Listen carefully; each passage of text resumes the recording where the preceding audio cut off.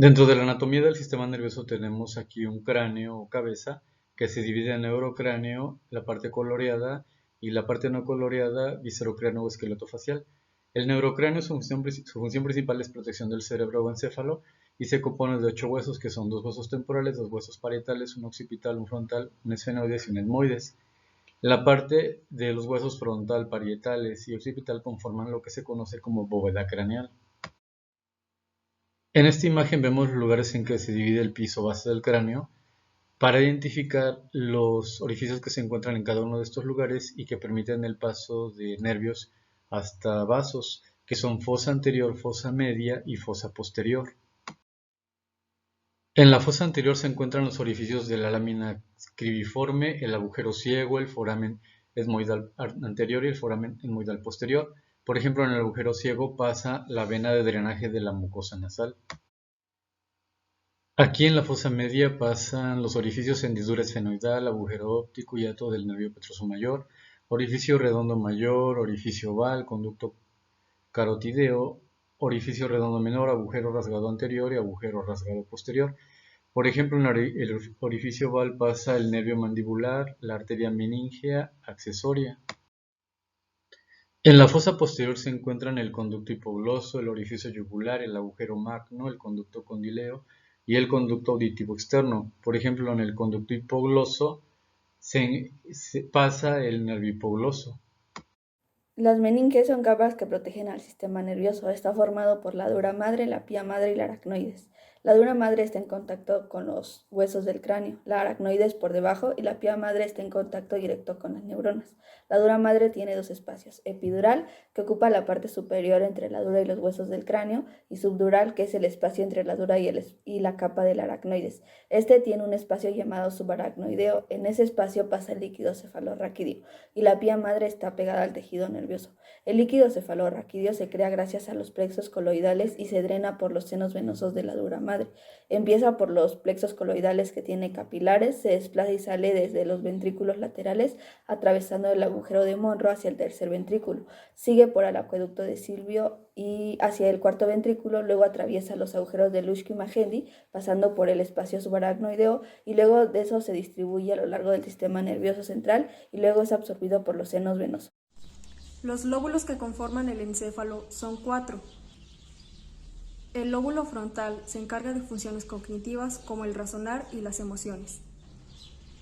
El lóbulo parietal de la información sensorial, como el tacto, gusto y olfato. El lóbulo temporal se encarga de la información auditiva y el lóbulo occipital de lo visual. Los hemisferios cerebelosos son izquierdo y derecho y ambos están divididos por el vértice. El hemisferio izquierdo es racional y verbal, por ejemplo, lo matemático, lógico y secuencial. El hemisferio derecho es el intuitivo y no es verbal. Este reconoce caras, voces, melodías, además piensa y recuerda imágenes. El encéfalo consta del hipotálamo, subtálamo, tálamo, epitálamo, metatálamo y tercer ventrículo. En el encéfalo es donde se procesan las emociones como la tristeza, la alegría y el enojo. El tálamo es una estructura pequeña situada dentro del cerebro, encima del tronco del encéfalo. Recibe información del cuerpo y de diversos órganos sensoriales y de ahí se envía al cerebro tras filtrar la información. El hipotálamo se sitúa por debajo del tálamo y está en contacto directo con la glándula pituitaria. Es un vínculo entre los sistemas hormonales, produce hormonas vasopresina. El epitálamo está situado encima del tálamo. Está compuesto principalmente por la glándula pineal y conecta con el sistema límbico, con otras regiones del cerebro.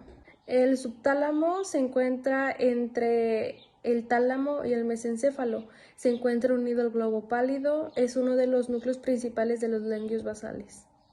El metatálamo se encuentra por debajo del extremo caudal de la zona dorsal del tálamo. Está constituido por los cuerpos geniculares.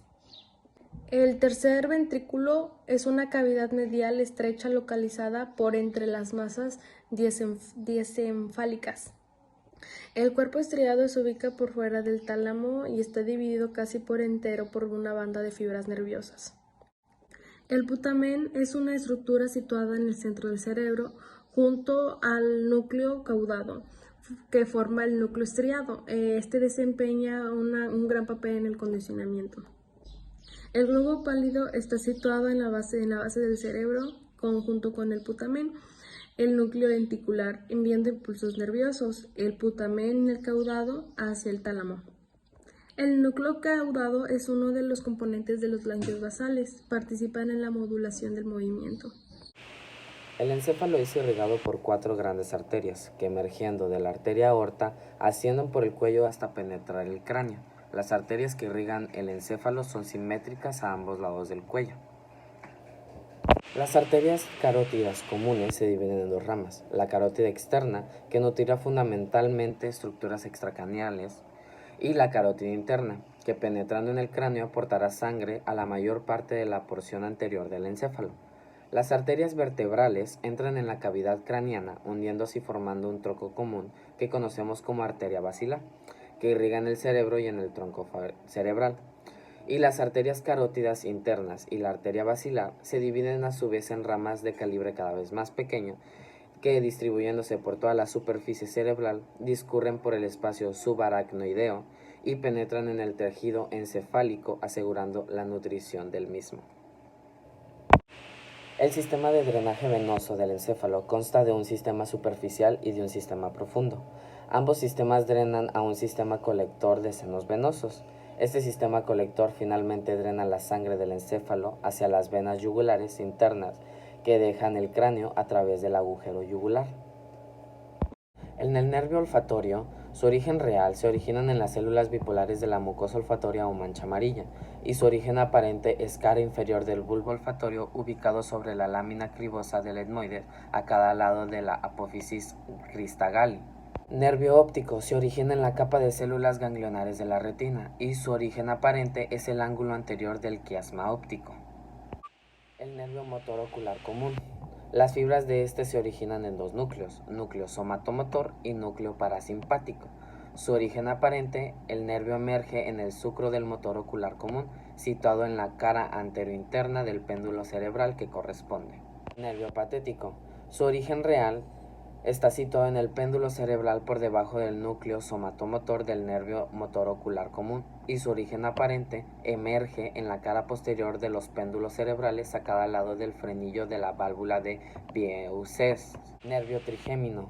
Su origen real nace en el ganglio de Gasser, y su origen aparente emerge de la cara anteroinferior de la protuberancia anular a nivel de los péndulos cerebelosos medios. Motor ocular externo. Su origen real, el nervio motor ocular externo tiene su origen en un núcleo protuberancial ubicado por debajo del piso del cuatroventrículo, y su origen aparente emerge del sucro bulboprotuberancial a ambos lados del agujero ciego. Nervio facial. Su origen está ubicado en la calota protuberancial en el límite del bulbo raquídeo, y su origen aparente es el séptimo par craneal y el intermediario del Brisberg.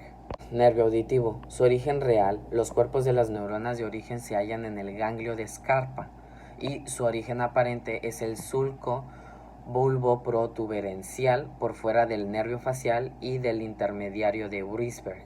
Nervio glosofaringeo. Su origen real es por la parte superior del núcleo ambiguo situado en el bulbo raquídeo, y su origen aparente emerge del sucro colateral posterior del bulbo raquídeo por encima del neumogastrio y del espinal.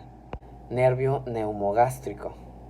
Su origen real corresponde a la parte media del núcleo ambiguo por debajo del origen motor del glosofaringeo, y su origen aparente emerge en el sucro colateral posterior del bulbo por debajo del glosofaringeo y por encima del nervio espinal. Nervio espinal. Su origen real está ubicado en las células de la porción inferior del núcleo ambiguo, y su origen aparente emerge del sucro colateral posterior del bulbo raquídeo por debajo del neumogastrio.